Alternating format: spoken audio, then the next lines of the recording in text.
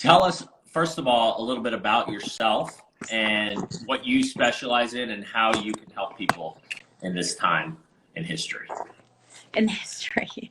Well, first of all, thank you so much for having me. I'm trying to get myself at a better angle here. I don't know what's going on, but you know, so I'm not in lending anymore. So I want to make sure everybody knows that I'm not a licensed lender. I haven't been for the last 3.5 years. I retired after having, 100 years, 35 years in the business and being in the top 200 loan officers in the country. So now what I do is I help other salespeople, loan officers, and realtors, but all salespeople accomplish what I did, just to try to be able to accomplish more. But I was listening to you on what you were saying. I'm all over Bitcoin. Love Bitcoin. Bitcoin's another one, right? So tell me your take on Bitcoin. Yeah. Well, my take is my son, who is an options trader, told me, no, don't do it. And then I found out he did it. And I was like, well, what the heck? Why aren't you telling me? So I'm buying a whopping $30 a day, which is silly, but I'm buying like 0.00003% of one every day. But the key, what he was telling me about that I didn't even think about, I said, well, I'll just do like 500 a month or something. And he said, yeah, but then you're buying it on that day, whether it's high or low. So yeah, no, that's good advice, actually. Yeah, so I just have an auto thing and I get a notification every day. So I'm buying Bitcoin. I don't know. We'll see. It's gone up. There's no doubt. So that's good. That part's good. Real estate, I think, is, it's kicking butt. I mean, we have just a quick little side story.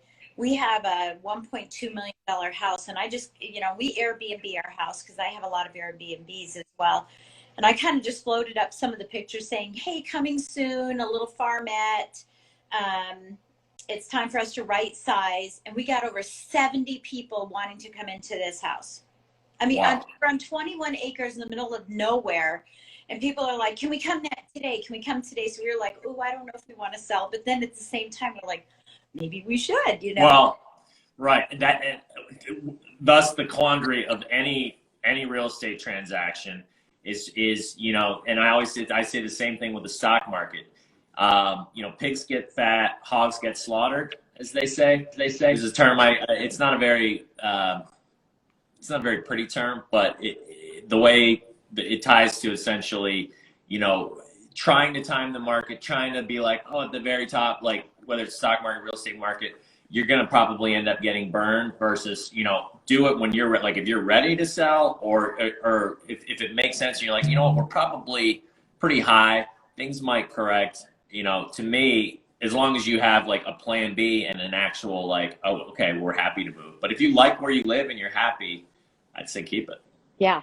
Well, and it's funny because we've kind of, we bought at the peak of the market when we bought in 2004. And then, of course, the big, the Great Recession came and the value just plummeted. And now it's back up again. And we're saying, gosh, do we really want to, if that market were, and by the way, my prediction is that we are at the peak.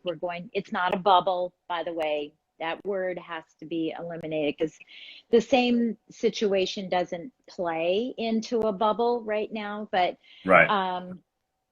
But we are at the peak. And so we thought, if we sell now and if it does drop off, we may be stuck here another 10 years. And we're not young anymore. We're 57 and it's a lot of work. It's a big house. It's 6,000 square feet on 21 acres. And, it's just a lot of work. And we just want to right size. So, I think that's one of the great things. And, talking about the 5 core, right, is that, to be able to sell when we don't need to sell, I think is important. It's where we're going to go, what we're going to do in the meantime, and maybe float the market a little bit until things do drop. And then we buy what we, want for retirement. So that's sort of our strategy, but also the strategy is also that we're buying investment property left and right now because it's just so easily available. You are. Okay. So yeah, let's definitely talk about that. Are we officially moving on from Bitcoin? I don't know if we've given it enough justice. I don't know. I don't know enough about Bitcoin. I just know that I'm dabbling in it to be part of it. you know, my son gained enough in Bitcoin that he sold it off at a peak or when it dropped or something, and he gave away a Tesla as part of a marketing campaign for his company. So he used Bitcoin to be able to give away a Tesla. I mean, yeah, I know. Listen to here's all right. Everybody's got a Bitcoin story, right? So here's an interesting one. A friend of mine I'm from Orlando, Florida, Winter Park, Florida. A friend of mine, way back when it was just coming out, she actually got into it and was having her clients pay her with Bitcoin. I mean, this is when it was like pennies. Wow. She is a gazillionaire now. She never sold. Gazillionaire. Yeah. It's truly when you say that, people tell me all the time, is that a word? gazillionaire. It's a word. Yeah, yeah. If it's not, well, it he is did now. the same thing. Yeah, I think he's got like 700 Bitcoin. 700 Bitcoin. Oh, wow. Yeah. That would be nice. That would be nice. Yeah. Right. Yeah, Like you said, now you're happy to buy fractions of a penny of it.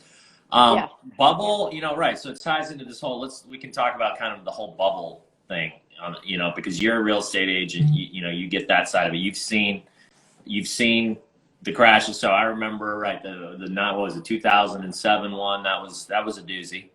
What other, was there one in 80, was it 87? Was that one? Or was that 90, just the stock market? Yeah, no, 87. Well, it was, October of 87 was that. But it hit the real estate market around 90, 91 is when it finally trickled down to everybody else. But I'm not a real estate agent, so I don't know.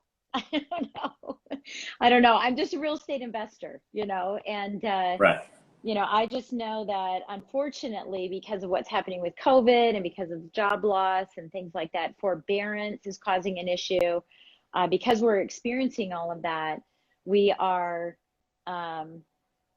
it's a great time for for real estate investors. And I hate saying that, but it is. I mean, you have to be prepared when that comes around. And so what we've been doing is we've been buying properties outright and then holding the note and reselling it.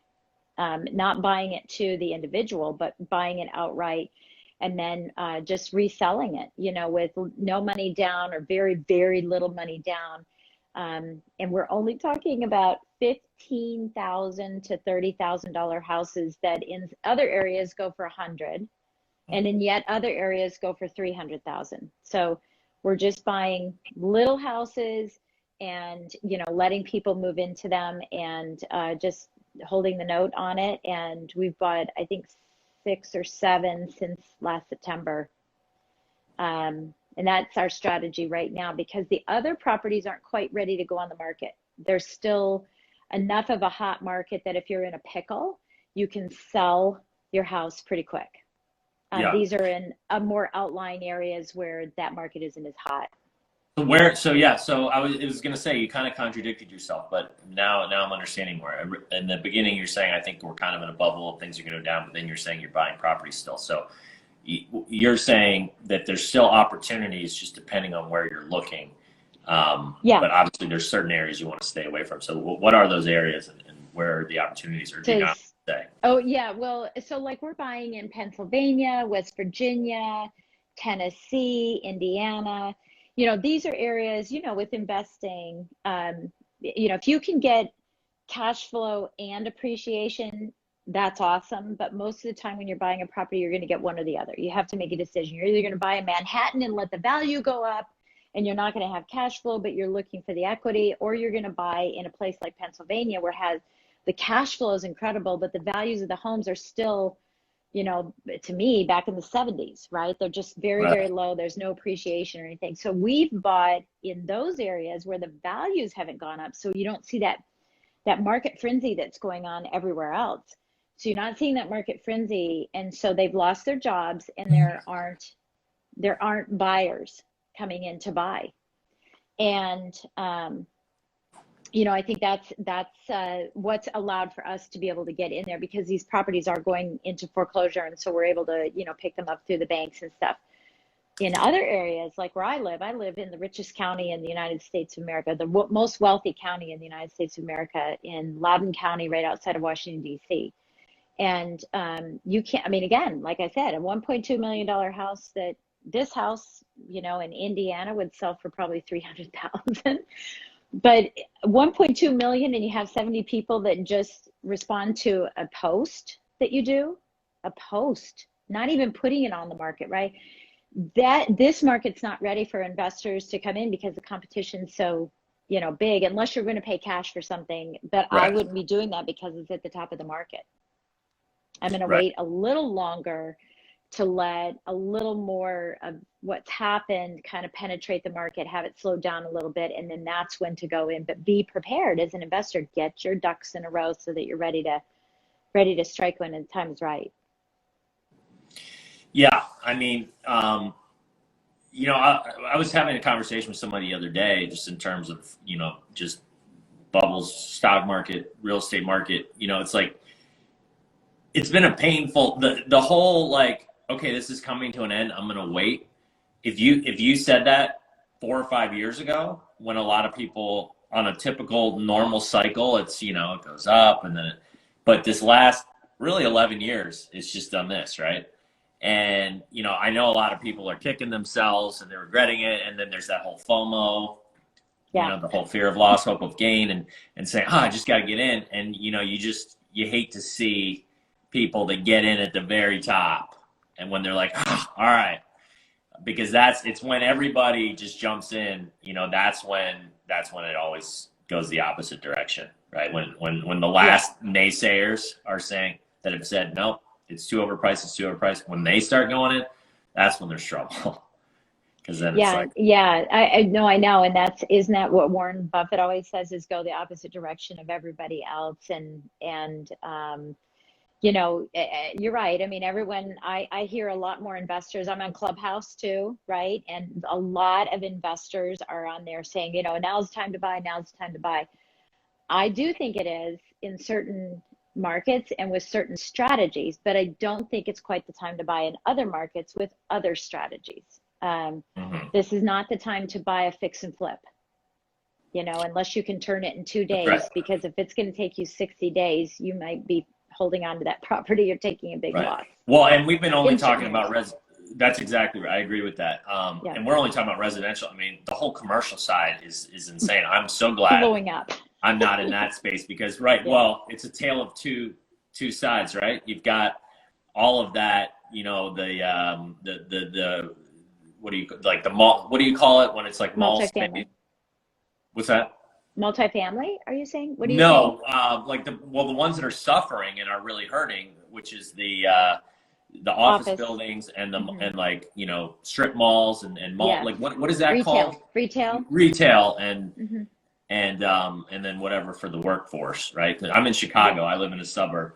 I mean, it is an mass exodus of companies right now that are just getting no brick and mortar. No brick and mortar. No brick and mortar. Really. But then the side where there is the brick and mortar, it's like the companies like Amazon and, you know, the industrial and places that are providing these things that we all still need. They're killing it, and that's still doing very well. And I think they're going to continue to do well.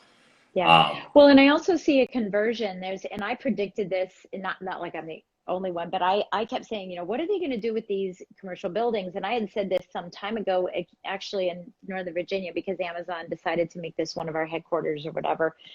And the problem is where they decided to have the headquarters is very expensive, like a little one-bedroom condo, one bedroom, one bath condo rents for like $3,000 a month. Well, how are you going to get the blue collar workers that come into Amazon to be able to live in that area? And so the commute is going to be terrible. Well, we already have the worst traffic around. Then you have, you know, the outlying isn't cheap either, but just to travel in is going to be very expensive. And I said, well, what are they going to do with all those? Why are they building a new building, first of all, instead of just going into another building, building a whole new building? And I thought, okay, you know what they could do is they could convert all of that commercial into apartments. That's what they should be doing.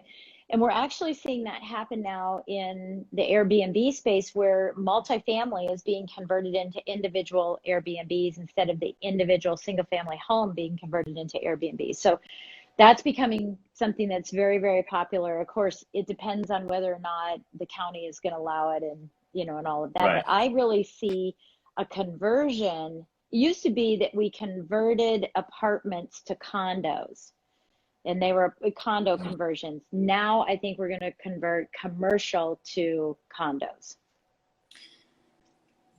I agree to a certain extent. So here's what I'm thinking. So, like, for instance, like Chicago, right? Okay, it's a huge, it's one of the biggest cities, it's one of the top three, right?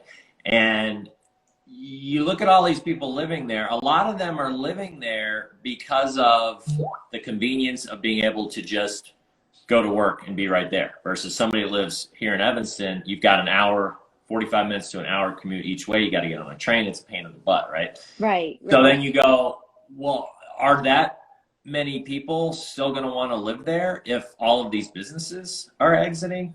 And then, so that's when the question really gets interesting. And you're kind of like, what is going to go into those spaces? You know, our city's going to die?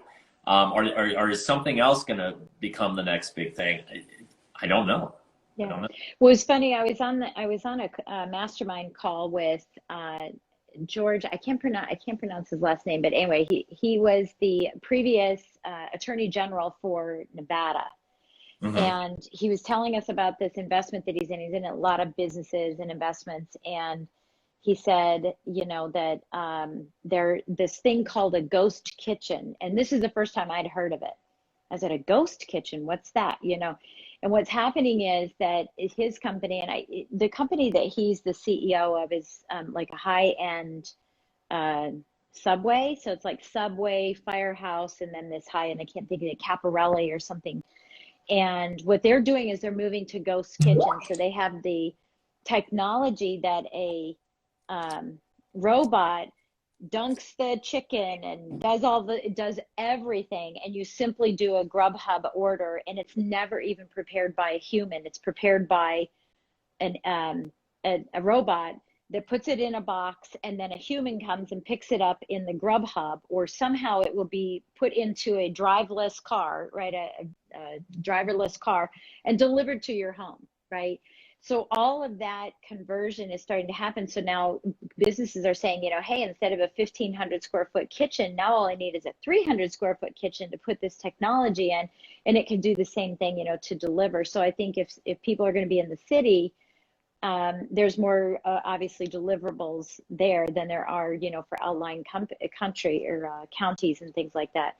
I think that's going to be something. As he was talking about it, we were like, wow, this is going to be big. This is huge. And like truck drivers, there'll be driverless trucks that are delivering things to us. And I mean, I guess the best thing about it is we are all saying, you know, we're going to run out of land, but I don't think we're going to run out of land anymore, because everyone's going to be sitting in their own home, and we don't need to go to work, you know, and don't need to have that. Right.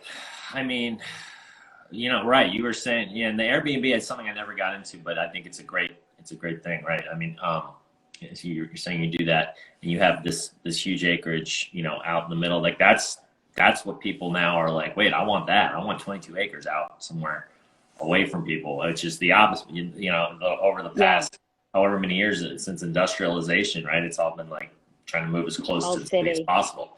Yeah. Now, you know, going the other way, right? It'll be interesting how it plays out. And then technology, right, with the self-driving cars, and you know, I think that we're gonna get to a point very soon where people don't even own cars. It's just you hit a button and a driverless car comes up, picks you up, and takes you to where you need to go. 'Cause think about it, like, why would you need to deal with the parking? And other than, it's gonna be hard for some people to want to give up their cars, because people love their cars, right? Yeah, well, it'll take a long time. I mean, look, we still have 1900 cars, right? Cars from the 1900s still on the road. So it's going to take some time before someone does it. You know, and I guess the question is the technology coming in? And I asked George this too. I said, you know, we base everything on satellite here. We're satellite driven. You know, everything that we have is satellite, because we don't have underground cable or anything. We're too far out in the country. And he said, well, the new administration is going to make sure everybody has underground cable. And so that's supposed to be something that the Biden administration is looking into, you know, in the next year and a half. He said by 18 months, you will have what everybody else has, you know, in the outlying areas. And I said, really? That's pretty aggressive. I don't know, you know, if that's going to happen, because for me, I can't even have pizza delivered. So while you're sitting in, or people that are sitting in a city, you know, during COVID are saying, oh my gosh, we're trapped in our house, we can't go anywhere. And of course I can walk anywhere I want, right? Right. But I can't have food delivered. So we have to go to the grocery store to get food. You poor thing. I know. Well, I mean, but it makes us subjected to things, you know, by having to go, because we can't have it delivered. Yeah. So this reminds me, okay, this is really a neat conversation I had with my 4.5-year-old son yesterday. He watched the movie The Croods. I don't know if you're familiar with it. It's a Pixar movie. It's basically, it's cavemen.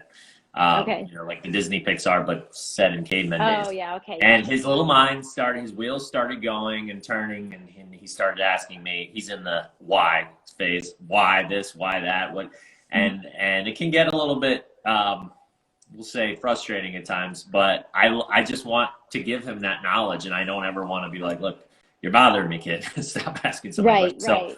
So he was asking a zillion questions. So, you know, cavemen, they lived in caves, and they didn't have the lights like we have, and they didn't have the because he's learning all about electricity and plumbing lately. And so, yeah, I was like, yeah. I was like, they don't have any of that. They didn't have any of that stuff. And they sat in little dark caves, and they, you know, if they wanted to get warm, they had to make a little fire. And if that's where they wanted light at night, they didn't have toys. They used rocks and sticks for toys. And I just saw on his face just the, like, wow. And as I'm saying this, I'm telling him, you are so fortunate to be able to have all these toys and to be able to have this warm, you know, we're sitting in our warm house as it's 18 degrees outside, you know, and we're about to get his bath time for the night. You get to get this warm bath. They didn't have that every day if you want it. Yeah, every day if you want it. Yeah. And he's like, oh, so they didn't have cookies? And then he's all in the treats right now, right? So they didn't have cakes and they didn't have cookies. Right. No, they didn't have any of that stuff. And if they wanted to eat something, they had to go out and they had to hunt it and kill it. And he's like, hunt it? What do you mean? He's like, what are they wearing? You know, I had to get into that. Well, they wore the animal skin. They couldn't go to the store and buy clothing. And, you know, here we are now, you and I having a conversation about like, oh man, I can't, you know, and I know you're not complaining, but that's why I made a joke. Oh, poor you, about, you know, we have come to expect so much. And it's like, if you can't get anything you want with the click of a button within an hour, you're like, oh, man. Yeah. And then you look at how crazy of a journey as Homo sapiens, humans, you know, maybe there's a little Neanderthal in there mixed in, whatever it is, have taken from our beginnings to now, where it's like we get frustrated because we can't get what we want with a click of a button. It's kind of crazy. But in the grand scheme of things, the whole happiness thing makes sense when you look at our happiness is actually going down. And you would think like, wait, what do you mean? Because all this technology, I mean, now we can get anything we want and life's easier. But the problem is by reducing that friction, you're doing less, you're expecting life to come to you. It's kind of promoting that victim mindset of I can have anything I want by just clicking a few buttons versus the whole learning how to get that personal integrity of, okay, I'm going to make a commitment to doing something and I'm going to make sure I do it no matter what. Like if I want a glass of milk, all right, I got to go out and I got to milk the cow and then I got to, you know, and now it's like, okay, I'll just hit a button. And there's a lot to be said for what that's doing to our brains. And studies are, you know, coming out and we're starting to see it. But I mean, the World Happiness Report, I mean, we're going down.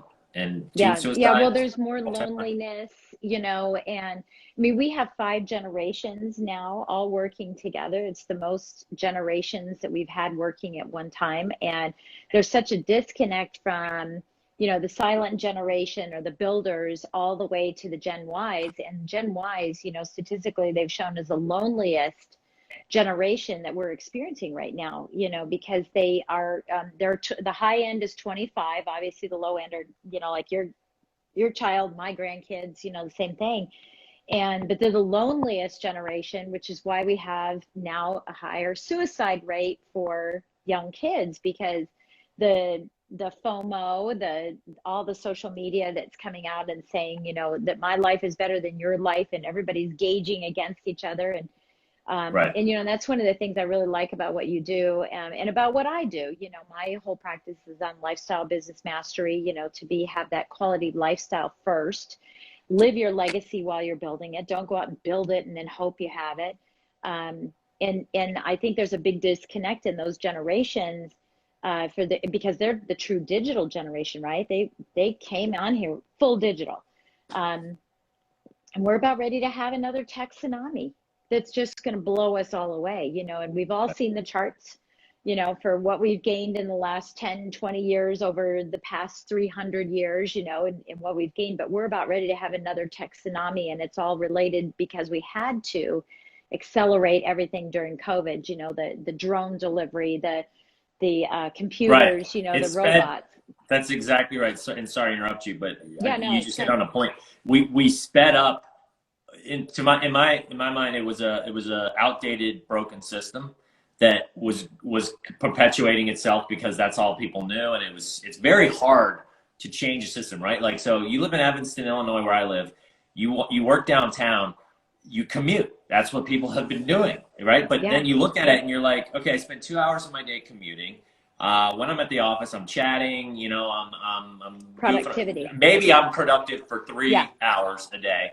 And then you go, wait a minute, I can be at home, spend 3 hours, get the same amount done, and then have the other 5, 6 hours to do whatever I want to improve my life, physical, go to the gym, go play golf, go spend time with friends. I mean, that's the game changer. And that wouldn't have happened without COVID. So that's definitely the bright not star. what it did to us, it's what it did for us. And, you know, and I think it was a massive universal reset, you know, of, you know, just everybody moving and shaking and, you know, self-centered and all of that into, whoa, hang on. Is this what life is really about? And the relation, you know, yes, there's a lot more abuse. There's a lot more, divorce and things like that. But the flip side of that is that families have come together.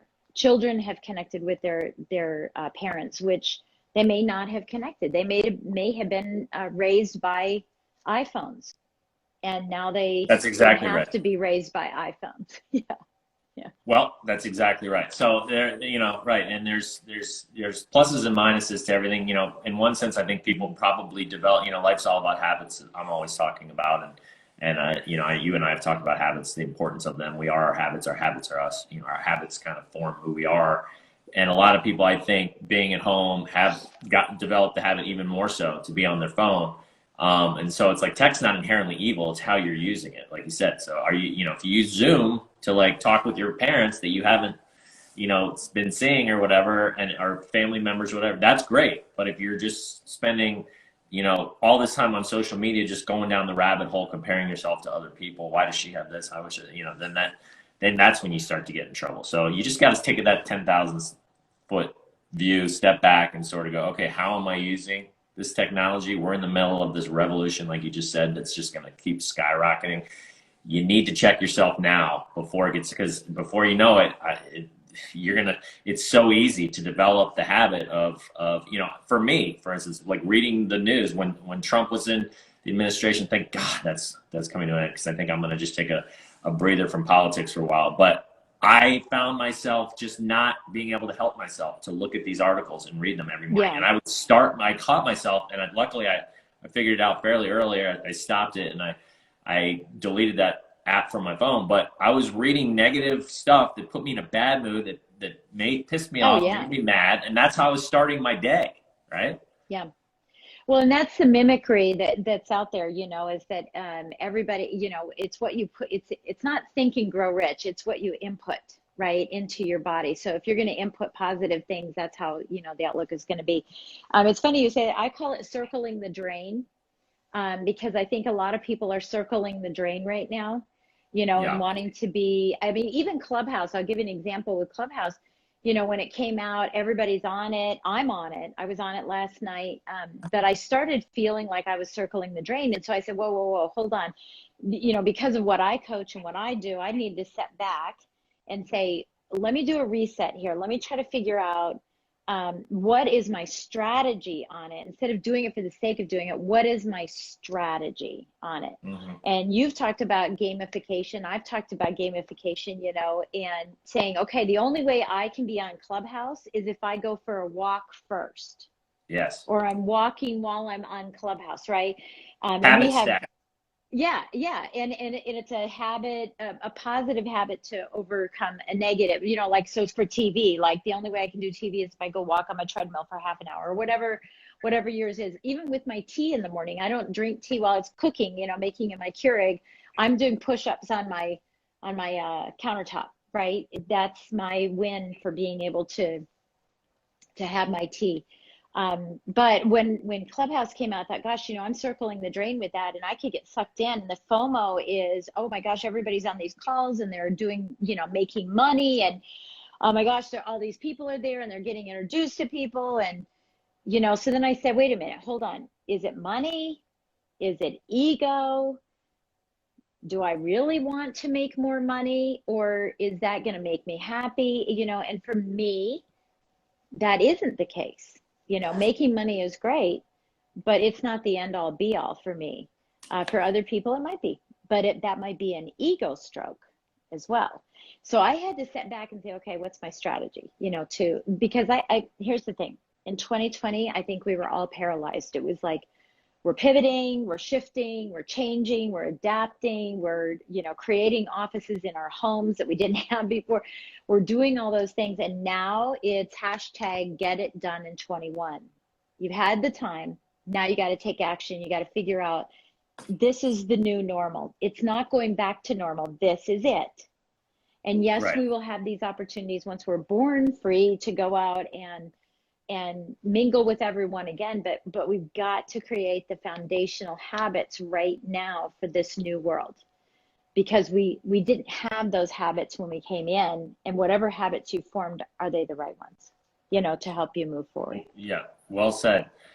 Somebody asked what Clubhouse is. Clubhouse is it's this new, it's kind of like how Facebook started, where you had to be invited to it. You know, it makes it feel people, you know, it's got that whole exclusivity feel. So of course everybody wants to be doing it, but it's mainly you get in and you can look at different groups. It's kind of like a Reddit, but it's all audio, and so you can like listen to people. You can Yeah, you just go into a little networking thing, and it's only for iPhone right now. So Android people, you know, don't have access to it. And although a friend of mine said, well, I just bought a used iPad, and I go, okay, well, there's another market, right? I bought a used iPad so that I could be on Clubhouse. Okay, so we gotta wrap it up soon here. We have a question. Divine Ashion got a question. What of those that are into networking businesses that have to be in contact with people and things that are trending, how will they resist forming bad habits? Yeah, I'm not sure I understand the question. Bad habits. I mean, as soon as the question was asked, I thought BNI, right? I was just on the phone with one of my clients talking about her BNI, and you know, they're having to do it the video way, but I'm not sure what the question is around bad habits. So maybe you could just expand on that a little bit more. I see the question down at the bottom there. Yeah. Expand on that a little bit more. What do you mean by a bad habit? I'm not sure what that means. Unless you're implying that the bad habit is audio, is video. Clarify that. So while he's doing that, so I like to always end with, you know, just speaking of habits, what is the one habit that you feel that you have been able to develop? Maybe it started out as a failure habit and you've now replaced it with a success habit that is building the momentum in your life, and you wouldn't trade for the world, and you want to share with others to say, trust me on this, you want to develop this habit. Yeah. I hate to say it, but I have two, and I know you said one, but okay. So the first one is I do Hal Elrod's Miracle Morning, and I've done that for probably 12 years. And so I would say the Miracle Morning, if you can develop that habit, because it gets you, you know, I get my head on straight. You get that checkup from the neck up, and you get the physical as well before 8 o'clock in the morning. So by 8 o'clock, I've put in more time than most people have during the day. Now, I'm not a 5 o'clocker. I know some people can do that. That's great. I get up at 6:30, but I know what I want to do and I get it done. So, you know, I would say Savers and Miracle Morning is probably one of the best habits that I have for that. But when it comes to me, like what is for me is I'm as good to myself as I am to my business. A lot of people are not as good to themselves as they are to their business. So I make sure I take care of me first and my priorities. And as you know, having spoken with me before, you know, I feel that a life of values adds value everywhere in your life. So I would say take a step back, figure out what your core values are, what you talk about. What are those core values? And sometimes that's hard to do. So the easier way to do it is say what I don't like. So if you don't like people who aren't honest, then honesty is a core value. If you don't, you know, so if you don't like people that aren't ethical, then being ethical is a core value. If you want your family, faith, whatever. So lead by your core values. And every decision I make every day goes back to my core value. Whether it's, you know, can you meet me and have a conversation with me? I don't know. Let me see if that fits my core values. So I lead with that so that my lifestyle is my priority. And this was way before COVID. This is the lesson I learned, you know, way back in my business when I was running around like a chicken with my head cut off. And you know, I just decided, look, I have to live my legacy while I'm building it. I'm not going to build my legacy and then die and not live my legacy. So that's what I'm trying to do, is be as good to myself as I am to my business. Love it. Those are two great habits. I'm glad you shared them both. And that actually, I think one of them kind of answers, Divine came back in to circle back with the rest of his question. And the way I'm understanding it, he's saying like comparing lifestyles, spending too much time on their phone, avoiding peer pressure. So I think what he's asking is, if I understand correctly here, you know, if you have to do it for your business and you're already like, you know, you're using these things, and just by nature of using all this technology, you start to develop these bad habits. How are you going to resist? You know, how can you not fall into the traps? So if you want, I'll let you answer that, or I can. Yeah, well, yeah, and I think both of us could, but I mean, it gets back to the whole Clubhouse thing that I was saying, is it's so easy to just go with the flow and get into things, different technology, different everything. I think it's important to do an analysis every day and step back and say, you know, and this is what Savers does, obviously, through the Miracle Morning, is to say, you know, what did I do yesterday? What am I going to do today? And does it align with my goals? And is it taking me down some rabbit hole and making me circle the drain? So it's a step back and an increased awareness of what you're doing. That's exactly it. And yes. Okay, good. So glad to hear that that was his question. So, right, just to kind of sum it up, it ties to your second habit. You're saying, you know, that 10,000 foot view, knowing what's important to you, knowing what your values are. I take it a step. I make sure, I'm sure you have this too, but putting things in writing, guys, is magical. If you just have stuff in your head, especially nowadays with so many things coming at you in a zillion directions, from your phone to your TV to, you know, you got to have things in writing, and you got to have them in a place that you can look. Every single morning, I have my top 5 habits that I'm working on. I also have my goals that I review regularly, of like, this is where I want to go. And all that needs to be based on, like Jen was just saying, these core values, the things that are important to you. And then you say that just makes it so easier to exclude the noise, because when you know what's important to you, where you want to be, what to focus on, then you're not constantly allowing yourself to go for that low-hanging fruit over here, or that low-hanging fruit over there. Yeah. You're just like, get out of here. You're messing with my mojo. Get off me, you monkey. You get off me, monkey. Yeah. So I think that's a good place to end it. Jen, thank you so much for being on the show. This was fantastic. We went from real estate to stocks. We hit personal Bitcoin, development. we hit GameStop. We did it all today. And then we ended with values, which is what it's all about. So thank you so much, my dear. Great seeing you. Let's keep in touch. Thanks for having me. Okay. Thank you. Thanks, so everybody. Much. Bye, Take everybody. Care. Bye. That's it for today's episode of the 5 Core Life podcast with Will Moore, founder of More Momentum. I hope you enjoyed today's episode. If you have not already, please make sure to subscribe and follow the podcast wherever you are listening or watching. This so that you get notified when new episodes air every week. And if you've not joined the 5 Core Life Facebook group, I encourage you to join that and see what all of the fuss is about. There's some awesome content designed to get your momentum going, including a monthly giveaway to win a complimentary coaching call with the Will Moore. The Facebook group is currently the only place to get Will's dedicated attention on your 5 core journey. If you're feeling stuck or just want someone to cheer you on, then that is the place you need to be. There's nothing like a community of people on the same journey to get you fired up, kicking butt, and taking names. So come join us. Get moving. Gain momentum. Join the movement. Join Emmett by going to moremomentum.com to take a free life evaluator quiz on where you currently stand in each of your 5 cores.